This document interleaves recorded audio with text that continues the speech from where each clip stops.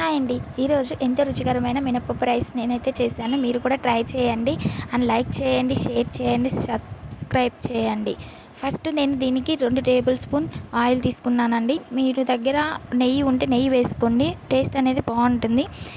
నూనె వేసుకున్న తర్వాత దీనికైతే పొట్టుపప్పు కావాలండి. పొట్టు మినపప్పు అవైలబుల్లో లేని వాళ్ళు మామూలు మినపప్పు అయినా తీసుకోవచ్చండి. పొట్టుపప్పు ఉంటే ఏంటంటే టేస్ట్ కొంచెం డిఫరెంట్గా ఉంటుంది, మంచిగా అనిపిస్తుంది. ఇవి కొంచెం మాడిపోకుండా గోల్డెన్ బ్రౌన్ కలర్ వచ్చేంత వరకు వేయించుకోవాలండి. తర్వాత దీనిలోకి 2 టేబుల్ స్పూన్లు 2 టేబుల్ స్పూన్స్ వచ్చేసి ధనియాలు తీసుకోవాలండి. ఈ ధనియాలు మినపప్పు మాడిపోకుండా వేయించుకుంటూ ఉండాలి. ఇదే టైంలోనే పచ్చి కొబ్బరి వేసుకోవాలండి. నా దగ్గర పచ్చి కొబ్బరి లేదు, నేను ఎండు కొబ్బరి వేశాను. మీ దగ్గర పచ్చి కొబ్బరి ఉంటే పచ్చి కొబ్బరి అయితే వేసుకోండి. అవి కూడా కొంచెం వేగనివ్వాలి. ఈ మిశ్రమాన్ని బాగా వేయించుకునేటప్పుడు దీనిలోకి కొంచెం చింతపండు అనేది వేయాలండి. చింతపండు అనేది ఎక్కడ స్కిప్ చేయొద్దు. చింతపండు వేస్తేనే దీనికి టేస్ట్ అనేది మంచిగా వస్తుంది. అండ్ డ్రై చింతపండు, మామూలుగా చింతపండు ఉంటుందండి, అది వేసేయండి. నానబెట్టే మళ్ళీ అదంతా చేయొద్దు. ఎందుకంటే నానబెట్టడం వలన మళ్ళీ ఈ పొడి అనేది మరి మెత్త అంటే పచ్చడి లెక్క అవుతుంది. ఆ టేస్ట్ అనేది మళ్ళీ మారిపోతుంది. సో అలా అయితే వేయకండి. తర్వాత మీకు ఎంతైతే కారం తినగలుగుతారో అంత ఎండుమిర్చి తీసుకొని, నేను ఇదైతే నాకు 6-7 ఎండుమిర్చి అయితే పట్టాయండి. కొంచెం కారం ఎక్కువ ఉన్న వాళ్ళైతే కొంచెం తగ్గించుకొని 3-4 అలా సరిపోతాయండి. ఇవి మిశ్రమాన్ని మొత్తం వేగిన తర్వాత మిక్సీ జార్లోకి తీసుకొని నీట్గా పొడి పట్టుకోవాలండి. ఈ పొడి తీసి పక్కన పెట్టుకున్న తర్వాత ఇదే కళాయిలో మళ్ళీ 2 టేబుల్ స్పూన్ దీంట్లోకి 2 టేబుల్ స్పూన్ ఆయిల్ అయితే తీసుకోవాలి. ఆయిల్ తీసుకున్న తర్వాత దీంట్లోకి తాలింపు గింజలు అంటే జీలకర్ర, ఆవాలు, పచ్చిపప్పు అండ్ మినపప్పు, ఇవి 4 కలుపుకొని నూనెలో చిటపటలాడనివ్వాలండి. ఇవి కొంచెం వేగిన తర్వాత కరివేపాకు వేసుకోండి.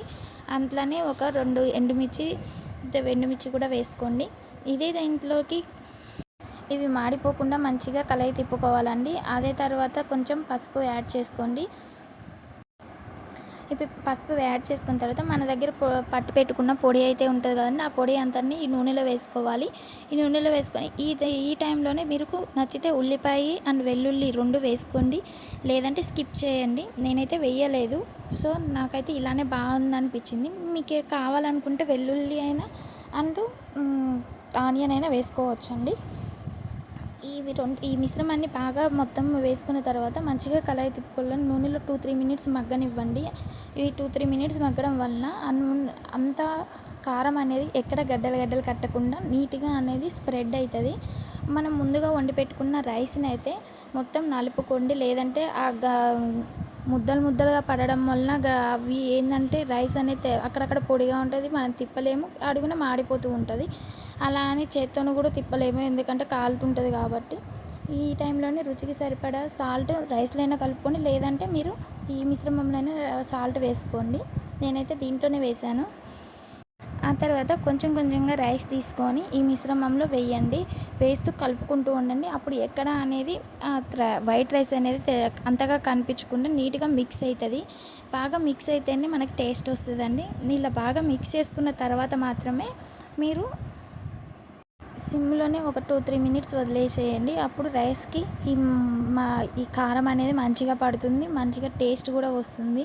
అంతే అండి, వేడివేడిగా మనకి మినపప్పు రైస్ అనేది రెడీ అయిపోతుంది. కొత్తగా ఎప్పుడు తాలింపు వేసేలా కాకుండా ఇలా కొత్తగా ఒకసారి ట్రై చేసి చూడండి. కన్ఫామ్గా మీకు నచ్చిద్దని నేను అనుకుంటున్నాను. ముందుగా చెప్తున్నానండి, మినపప్పు మాడిపోతే మాత్రం అది ఒక లాగా అనిపిస్తుంది, మాడకుండా ఉంటే మాత్రం టేస్ట్ బాగుంటుందండి. నేనైతే ఈరోజు ట్రై చేశాను, రెసిపీ అయితే మంచిగా కుదిరిందండి, అందుకే మీకు పోస్ట్ చేస్తున్నాను. Thank you for watching video. ఇంతసేపు చూసారంటే మీకు ఎంతో కొంత నచ్చుంటుంది కాబట్టి నా ఛానల్ని సబ్స్క్రైబ్ చేయండి అండ్ లైక్ చేయండి. మీరు లైక్ చేయడం వలన ఇంకొక కొంతమందికి ఈ వీడియో అనేది పాస్ అవుతుంది. So please support me.